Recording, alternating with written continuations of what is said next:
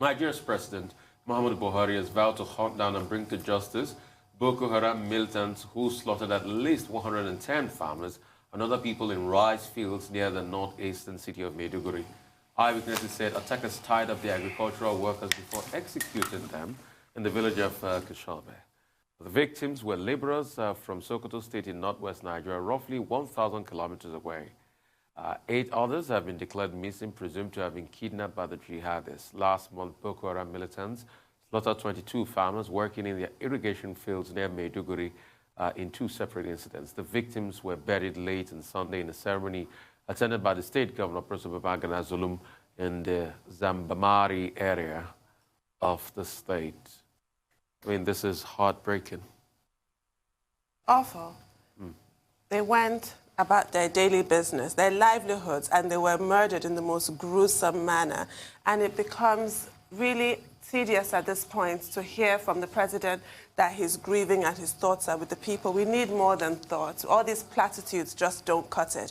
And now we're facing a recession, and we're also dealing with the possibility of famine in the northeast region of Nigeria, according to the United Nations that released a report 3 weeks ago, just the same November, that the northeast of Nigeria is identified as a famine hotspot. And then we now have this massacre. It's really heartbreaking. And you'll recall recently as well, there were reports that these insurgents / bandits / terrorists, whatever appellation you want to give them, were demanding money. They were demanding payments from farmers. And I guess that was not forthcoming, which is why they have now attacked. So what is happening is that people are dealing with the threat of either bow to extortion or be murdered and kidnapped, because apparently, according to reports, that some women were kidnapped in this attack as well. Something has to be done. The calls have been renewed once again for the sacking or resignation of service chiefs, that some new blood needs to be injected. Governor Zulum has given his own thoughts on what needs to be done, and he is advocating recruitment of the civilian JTF into the civil defense, recruitment of soldiers. He's repeating that call. So what he's trying to say is that they need more boots on ground. But whatever the solution is, it has to come quickly. Dr. Well, President Muhammadu Buhari, in a statement by one of his spokespersons, has described what happened in Zabamari, what is now known as the Zabamari massacre in Jere local government area, 20 kilometers out of Maiduguri. He has described it as senseless and insane. Well, I think we should even use stronger words. It's barbaric, it's horrific, and that this is the reality of Nigeria today is unacceptable. Only a few days ago, the Global Terrorism Index identified Nigeria as the 3rd most terrorized country in the world. This, of course, confirms that. Last week also, the governors of the North, they met and they denounced the spate of insecurity in the North. This, again, has confirmed how serious the problem is. Also last week, at a meeting of the Nigerian Interreligious Council, the Sultan of Sokoto described the northern part of Nigeria as the worst part of the country to live in. This, again, gives credibility to that statement. And he made it clear that he should know, because he's a traditional ruler in the North. And what all of this indicates is that, look, when government comes around and government says Boko Haram has been technically defeated, now what has happened in Zabamari shows us again that in no way has the government of Nigeria been able to defeat Boko Haram technically. And then it also put the lie to all the various operations that the security agencies have launched. There's something they call Operation Lafiya Dole. This is an indication of the failure of Operation Lafiya Dole.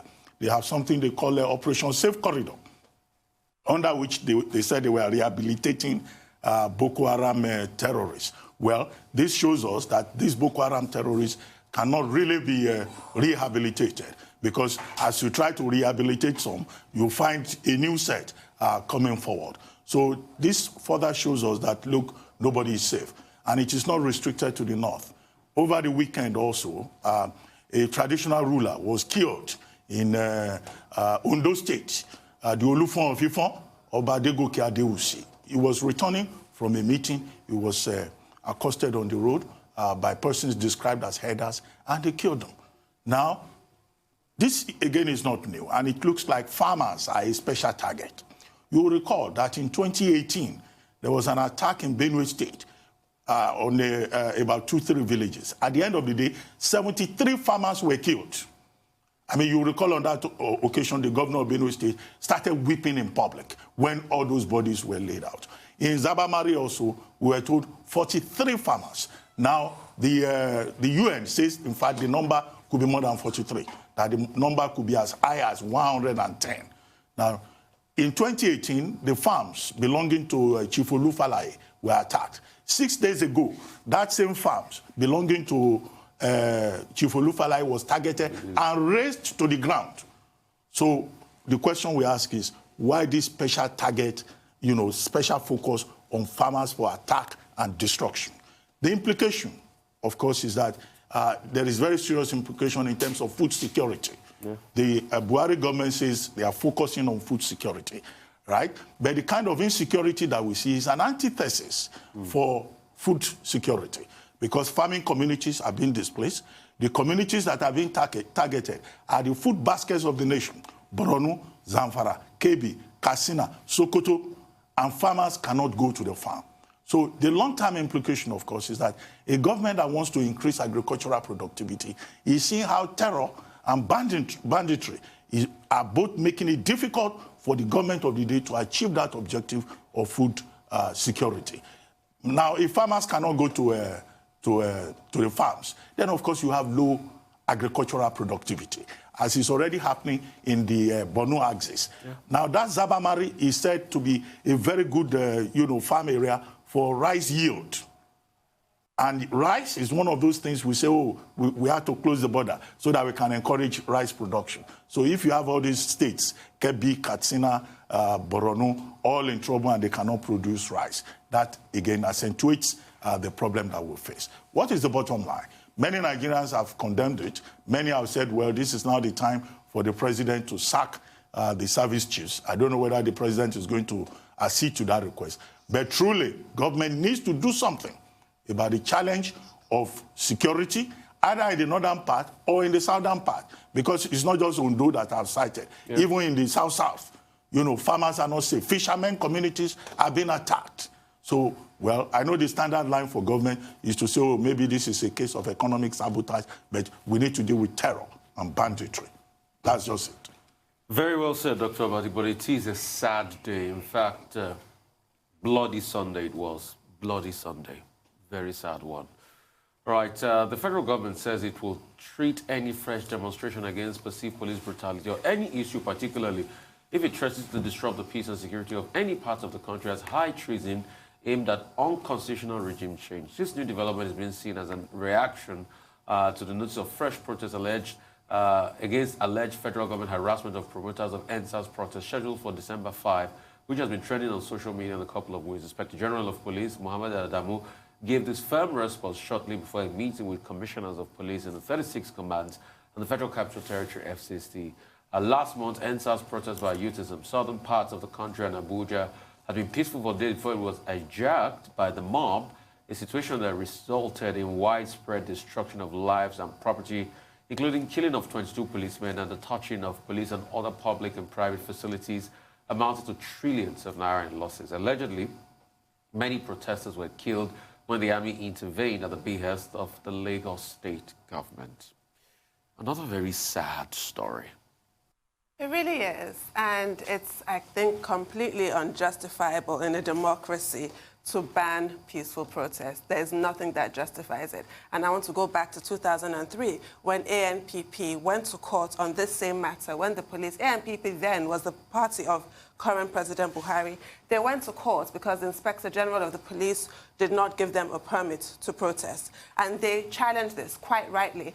And their challenge was upheld by a court because the Constitution, sections 39 and 40 under Chapter 4, give Nigerians a fundamental human right of peaceful protest and freedom of assembly. So if that was the case then, it's such a bitter irony that here we are in 2020 trying to curtail freedoms. And this argument of regime change, we're beyond that. In Nigeria today, the only way of executing regime change is via the ballots. There was never a demand for regime change. The protesters' demands were quite clear. Now, the federal government should be commended for promptly acceding to those demands. And in the aftermath of the mayhem that ensued, the president has delegated the chief of staff, Chief Gambari, to go around the country, Professor Gambari, to go around the country, interfacing with youths and various stakeholders, which is great. But let's not ruin it by trying to gag people's right to peaceful protest. Now, there generally is not an appetite for this kind of protest anyway. So I think this is it's a bit excessive, because you'll recall that statements have been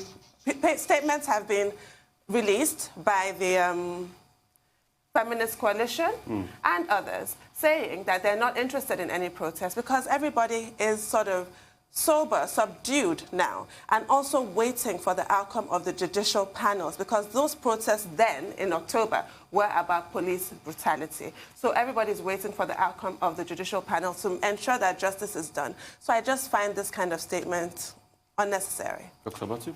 Well, if anything, it is a demonstration of a growing culture of intolerance on the part of government and an attempt by government to intimidate anybody who wants to exercise the freedom of expression. But what is the background to this? The background to it is that after the October protest, the hashtag EndSARS, End Police Brutality, End Insecurity in Nigeria protests, the aftermath, of course, we all know. Allegations of suppression, allegations of killings, allegations of high-handedness, and all of that. Now, in the last 2 weeks or so, some persons on social media have been saying that there is likely to be another round of protests. And I think they even put a date to it, December 5. And it was in the context of that that the Inspector General of Police came forward to say that, look, the police will not tolerate the kind of protests that occurred in October, and that the Nigeria police will resist any such protest with whatever resources that are available to it. Now, what the Inspector General of Police needs to be reminded of is that, look, as Tundun pointed out, the right to protest is constitutional.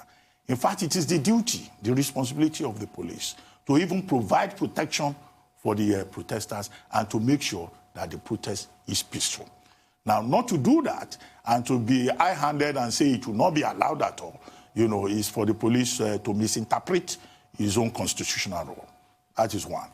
Number two, the government alleges that, accepting the 5 demands of the Nigerian youth in October should not be taken as a sign of weakness. Now, what kind of weakness? I mean, Nigerian youths came, they said, look, release people who have been arrested, compensate families that have suffered on account of police brutality, ensure psychological reorientation for policemen, set up independent panels of inquiry, pay policemen their salaries and other entitlements. If government accedes to that, that, in my view, does not amount to a sign of weakness. The third point has to do with this point about regime change. Yes, it is right. The only way you can change government in Nigeria is through constitutional means. And the story that I read this morning was saying, some sources are saying what those protesters in Nigeria want to do is to foist upon Nigeria a Mali-like situation, whereby protests resulted in the president having to leave office. And that will not be accepted here because Nigeria is not Mali. Well, I don't understand that kind of talk because the October protesters never at any time talk about regime change. They were focused and their demands were properly listed. Of course, regime change through unconstitutional means amounts to treasonable felony. Yeah. In fact, the phrase that was used in the story is that the government of today will treat it as high treason. But I don't think anybody ever talked about regime change. The only people who were talking about regime change were the revisionists from a certain part of the country, to be specific, northern governors, who paid President Buhari a visit and started going about with this conspiracy theory about regime change. Nobody in that protest talked about regime change. However, it is also to be noted that the young people who led the protest in October, they in fact said, this is not a protest of politicians. They didn't even allow politicians to join the protest. Omoyele Sowore, who had been talking about revolution, who had been leading the equivalent of an orange revolution in Nigeria, when he joined the protest, they asked him to leave. Yeah. They walked him out of the arena, said, look, we don't want politicians. We are young Nigerian people, and this country belongs to us too, and we're speaking as citizens. So, but people forget so easily in Nigeria. So when some government sources claim that the protests are politically motivated, I mean, that's just, you know, an easy way to give a dog a bad name in order to hang it. So let me summarize by saying, you know, that the Nigerian government does not need to panic. The principle that you can only change government through the ballot box is unassailable. And that was why those young people kept saying in the course of the protest that people should go and get their PVC. Yeah. The main rendezvous will be in the 2023 general election in Nigeria. That's one big takeaway from those protests. So the Inspector General of Police should not over-panic. He should not say or do anything that will abridge the fundamental rights of citizens to express themselves lawfully and peacefully. I think what is instructive for all of us this morning are the words of that young boy when his mom was about to beat him. Calm down. We should just all calm things down. It's too heated in the country, and hopefully things will calm down and Nigeria will be a strong nation once again. Thank you all for your comments this morning. That's all on News Headline. We'll take a short break now. And when we return, we'll have the trio of Rhodes Tadiri, Michael Wilson, and Aaron Akinjula to give us updates on Africa, global business, and COVID-19. Stay with us.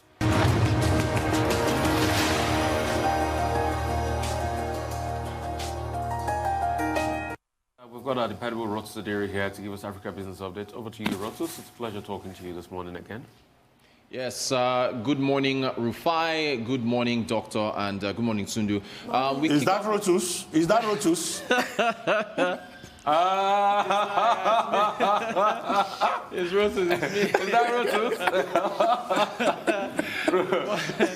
Good morning. We kick things off, unfortunately, with what you just talked about with respect to the tragic massacre at Borno. And since this is affecting farmers, the main focus for me, of course, and I think Doctor already mentioned this, is agricultural output and how, you know, it continues to be hurt by terrorism. You know, we talked on the show in the past about how, you know, agricultural output has been declining. If you look at the red line there, from about Q4 2019, output at 2.31, down to 2.2 in Q1 2020, down again, you know, in the first quarter, second quarter of 2020, and then the third quarter of 2020. It continues to be to decline. And so we talked, of course, about also kidnapping and the terrorists forcing farmers to pay taxes to them in order to allow them to come out to the farm. So this is a problem that the federal government is going to have to address. But you've dealt with that extensively. So from there, power. Let's talk about power now. There's a tweet from the Echo Disco. Dear customers, outage you're experiencing is due to a system collapse on the national grid. Working with TCN, the transmission company of Nigeria, partners to restore supply as soon as possible. Please bear with us. This was yesterday. Also, the Kaduna Disco national grid collapse. Dear esteemed customers, regret to inform you that the loss of power supply in our franchise Kaduna, Sokoto, Kebbi, Zamfara State, as a result of the collapse of the national grid. Collapse occurred at about 11:26 a.m. yesterday. I didn't have any power throughout yesterday going into this morning, although I heard a couple people say that power was restored in some areas. Look, when you think about these continued issues with power, you think about the amount of money that Nigerians have to pay to keep their generators going. They use fuel for those generators. Fuel prices have increased to 168 naira per litre. The extended amount, businesses in Nigeria say that anywhere from 40 to 50% of their overhead costs are related to power.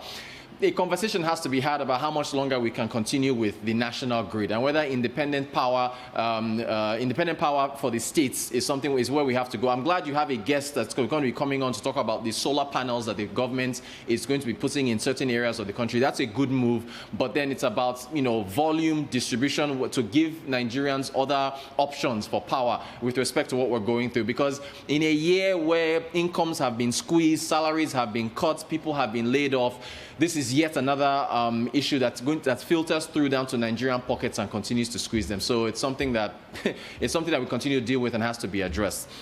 Okay, so now we move on to the central bank governor at the 55th Annual Bankers Awards, which was hosted by the Chartered Institute of Bankers of Nigeria. As part of his speech, he talked about, how far the central bank has, assisted the nation in trying to blunt the effect of the recession. He talked about, being optimistic about emerging from recession in hopefully Q1 2020. But he also made an appeal to the media in terms of rhetoric. Let's take a listen to what he said.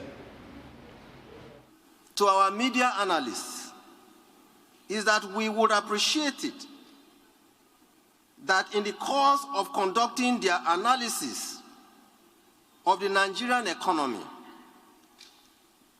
that they should realize that their public comments, particularly if they sound alarmist, create panic in the economic environment. And that to those whose BP are already rising, it could make them fall to the other side. We cherish their counsel, but we appeal to them to be careful in their pungent criticisms, which could hamper the efforts of the monetary and fiscal authorities to return our country and our economy back to recovery. All right, so, he has a point. The media does have to tone down inflammatory rhetoric in order not to heat up the market. However, on the other side of things, the media also has a job to do with respect to speaking truth to power with what's going on in the economy. Finally, the Biden administration, Adewale Adeyemo, he was a senior economic advisor, a senior international economic advisor in the Obama administration. He's, according to Politico, he has been appointed as Deputy Treasury Secretary to serve under Janet Yellen.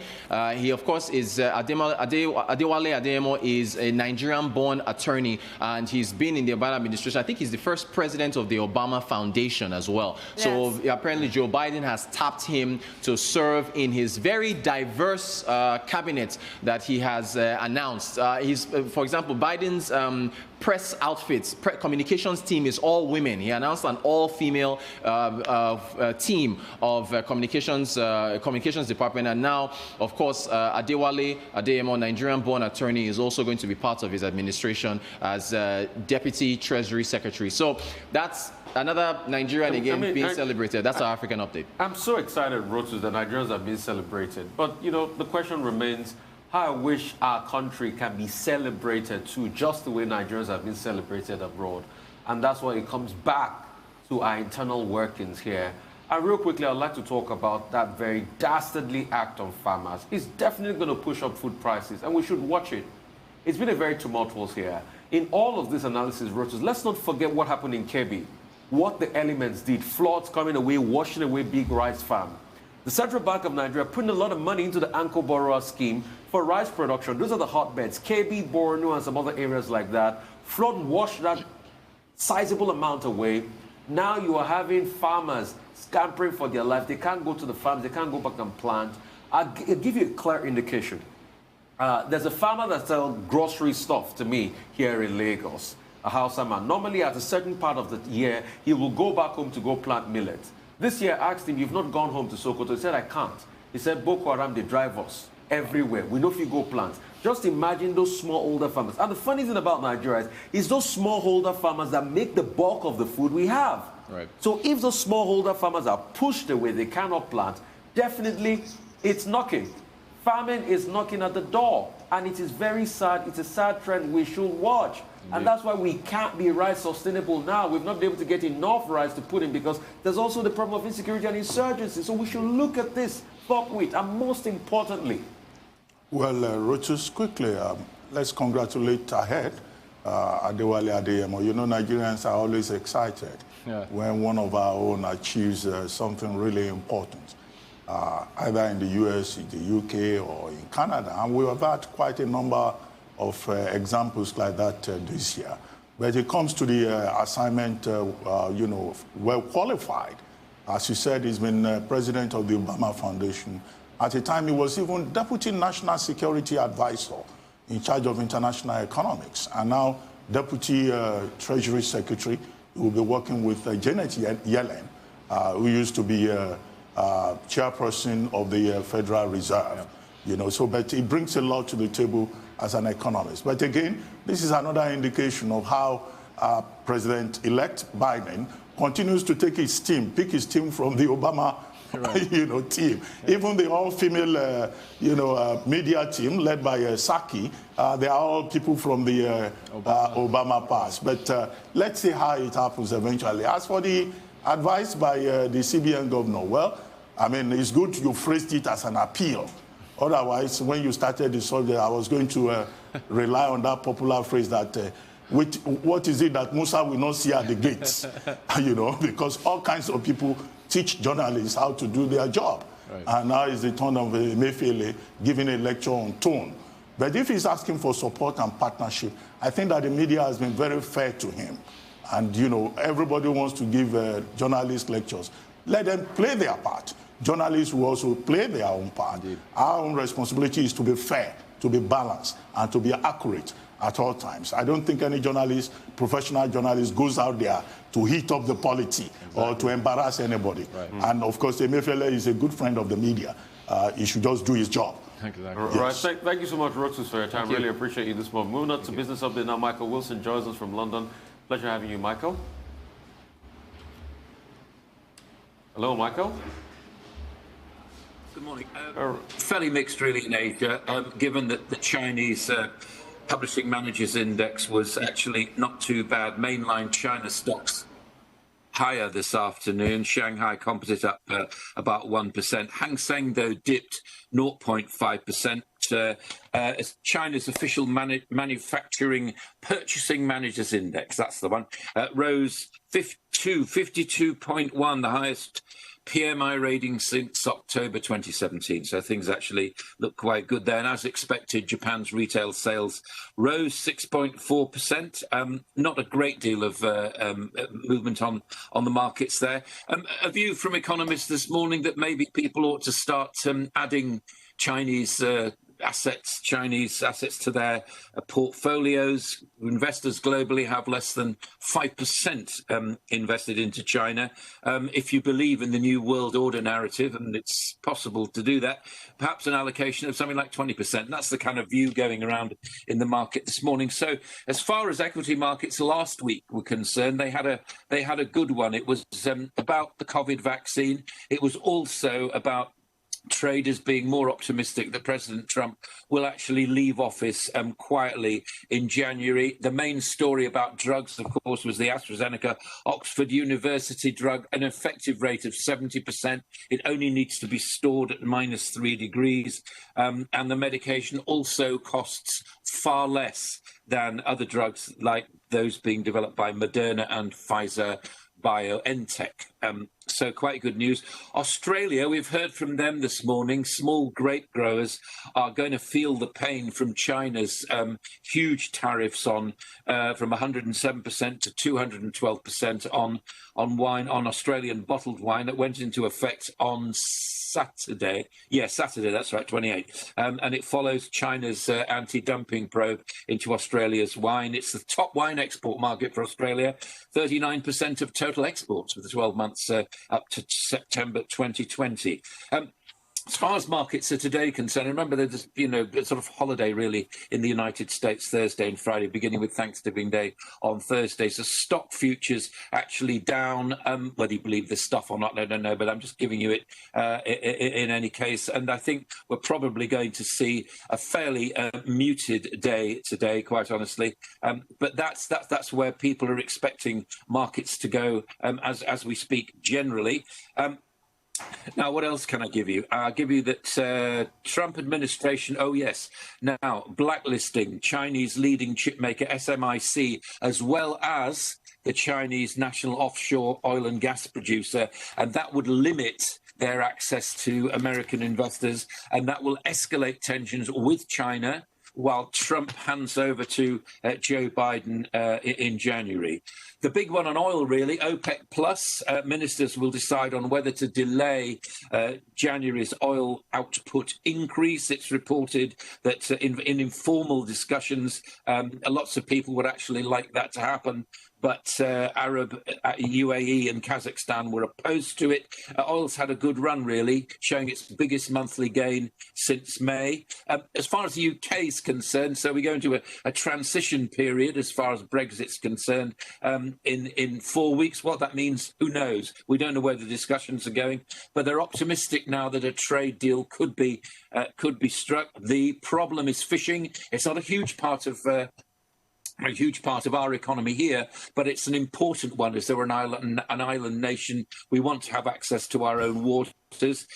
A giant of the high street is toppling. Arcadia, Sir Philip Green, his empire includes names like Topshop, Burton, Dorothy Perkins and so on, could face collapse within hours, and that puts 13,000 jobs at risk. There had been an attempt by a fellow retailer called Mike Ashley to help out, but I don't think that's going to happen. And as far as Huawei's concerned here, the ban's been brought forward. Telecom providers must stop installing by this coming September, and it's a much quicker now escalation in this anti-Huawei administration feeling that we're getting right now. Maybe it will change, maybe it's part of a new trade war, but that's where we stand at the moment. And finally, gold took a bit of a knock last week for all the best reasons, really. I mean, there's a lot more optimism around, and gold tends to go to the sidelines when people are not that worried about risk, and that seemed to be happening. It's 200-day moving average. I know it sounds a bit technical, but that's what you tend to look for in stocks, not the day-to-day, but where something is actually going. Similarly with gold, and that closed below its 200 moving average for the first time since January. So I think we can expect a slight price drop in gold there. Oil, well, as I said, OPEC Plus, who knows? I mean, we'll probably get a clearer idea of where the oil price is going Tuesday or Wednesday of the coming week. All right. Michael, quickly, the Huawei, the plan that has been unveiled to ban Huawei and restrict, access to Huawei in the UK from September next year. What is the main consideration here? Is it national security or a case of the UK, succumbing to pressure from the United States? The United States, as you recall, having put pressure on its allies to reject Huawei or, if you like, Chinese technology. And then as for OPEC, what are the risks? What are the risks both ways?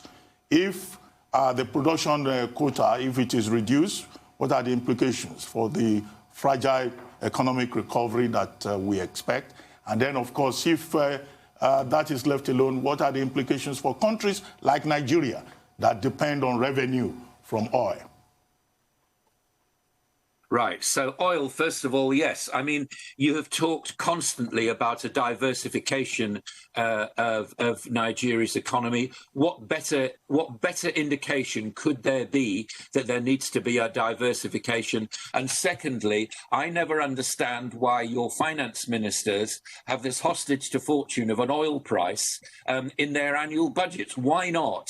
I'll look at the problem from the other way around and say, why don't we invest in other technologies, in other energy technologies? What about wind? What about sun, for example? What about solar energy? That's where I'd be going with this. But there seems to be a constant wish to factor the oil price into an economy which actually, with your infrastructures, with your entrepreneurs, it should be going completely the other way. And if I were finance minister, I'd be pushing that in that direction. But unfortunately, your hostage to fortune is the oil price, which is built into your annual budget. Who knows what OPEC are trying to do? I personally think that OPEC's run its course. OPEC Plus seems to indicate that to me. It doesn't act as a cartel. A cartel ought to be acting for the interests of its members. Clearly, OPEC doesn't do that, and clearly OPEC Plus is a leaky addition to it. And by leaky, I mean that, there's plenty of oil around. So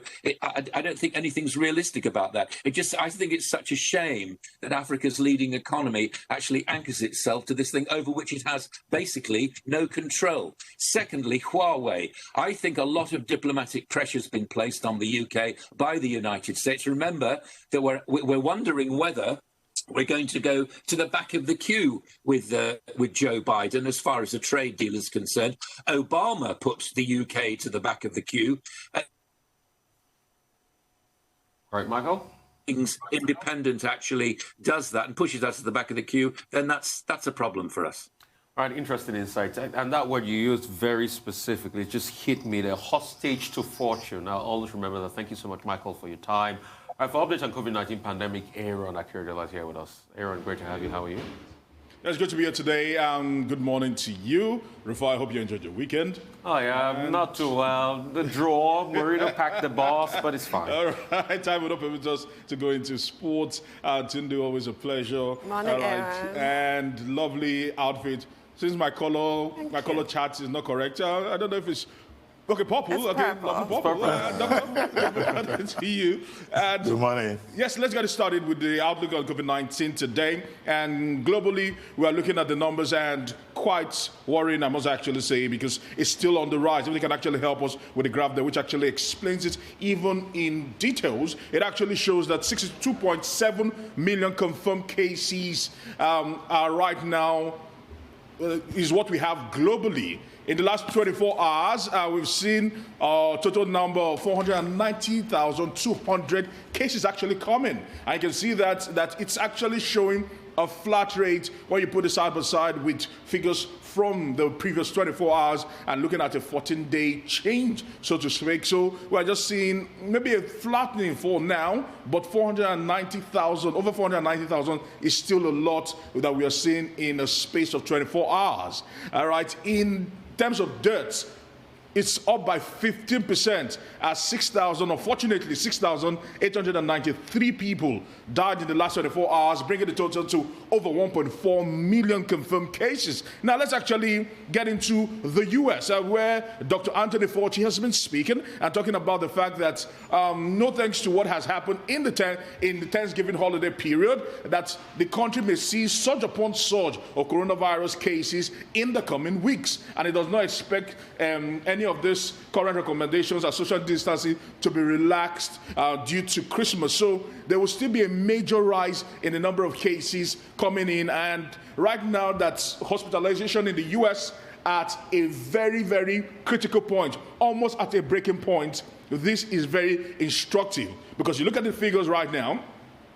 In the last 24 hours in the US alone, 136,313, which is up by 8%. You can see there, taking the total to 13.4 million, and 818 people unfortunately died in the last 24 hours, which is up by 26%. I can see the number of hospitalizations right now standing at 93,219.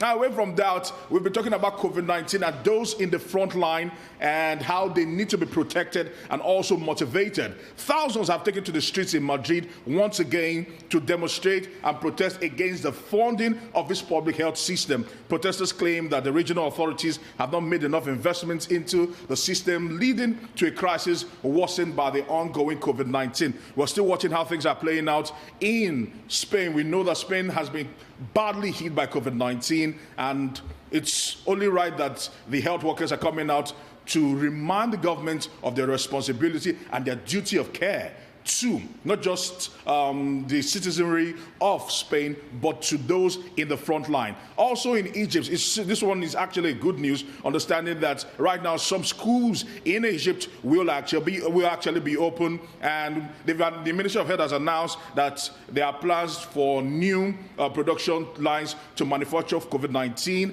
and also schools might be able to go back and we'll begin to resume some kind of similitude of life in Egypt. We are excited with what is happening in terms of COVID-19, knowing that as it stands right now, Egypt are one of those countries alongside South Africa that have are actually building capacity, major capacity, to ensure that when these vaccines are out, they can actually mass produce them for their own citizens with the hope of getting people vaccinated and keeping people safe, which is very, very good and something that our government can and should be looking into. Although things like this do not happen overnight, if you've not built the structure and infrastructure over the years, when pandemics like this do come, certainly to catch you off guard, and it might be a little too late to start doing anything in the immediate. Although in the future, you can begin to plan for other occurrences, because as we know, things like this would always come, provided humanity keeps going on. And before I actually go, now there are talks about tobacco smoking and COVID-19. And over the years, there have been major cries to people who actually smoke that they need to reduce smoking, because you literally, aside the fact that when you smoke, you are almost a danger to other people, because when you smoke and puff out the air, it can carry COVID-19, but also the adverse effect on your body. If they can help us with the graph, it actually shows the adverse effect on your body, and the fact that a lot of people this time around, I must say, are trying hard to stop smoking, because COVID-19 is also showing that if you're a smoker, you are liable to have complications due to COVID-19 more than the average man who does not smoke, who does not vape, or who probably does not take shisha.